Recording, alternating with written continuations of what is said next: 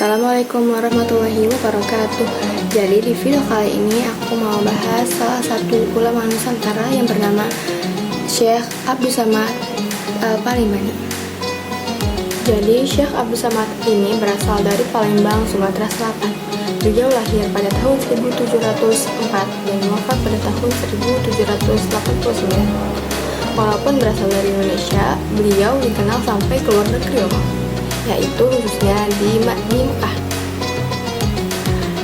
Nah, dari kecil beliau sudah belajar agama dari ayahnya sendiri dan juga seorang ulama. Jadi bisa dibilang dasar ilmu agamanya sudah kuat sejak kecil. Masuk ke perjalanan hidupnya yang menarik dari beliau ini itu adalah semangat belajarnya. Setelah belajar di Palembang, beliau juga sempat belajar ke Kedah, Malaysia. Tapi gak berhenti di situ, beliau juga lanjut ke Mekah. Di Mekah, beliau belajar sama banyak ulama hebat dan memperdalam ilmu agamanya, terutama di bidang tasawuf.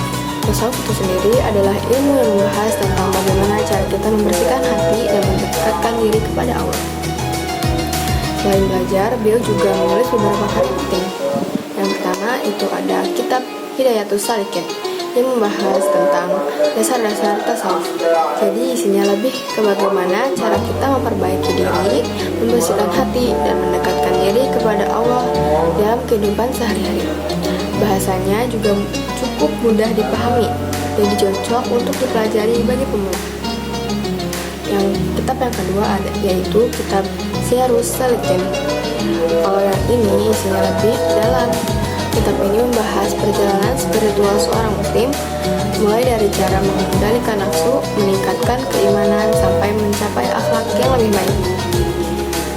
Bisa dibilang ini lanjutan yang lebih lengkap dari pembahasan tasawuf.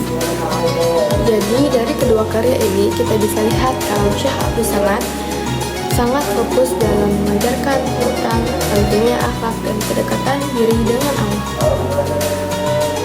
Karya beliau ini sangat berpengaruh, terutama di Indonesia dan Asia Tenggara.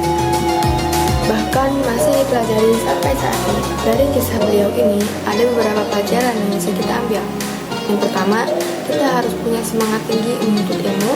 Yang kedua, jangan cepat puas sama apa yang sudah kita tahu sekarang. Yang ketiga, ilmu yang kita punya sebaiknya dipakai untuk hal yang bermanfaat. Dan yang terakhir, yang keempat, tetap rendah hati walaupun kita punya banyak ilmu.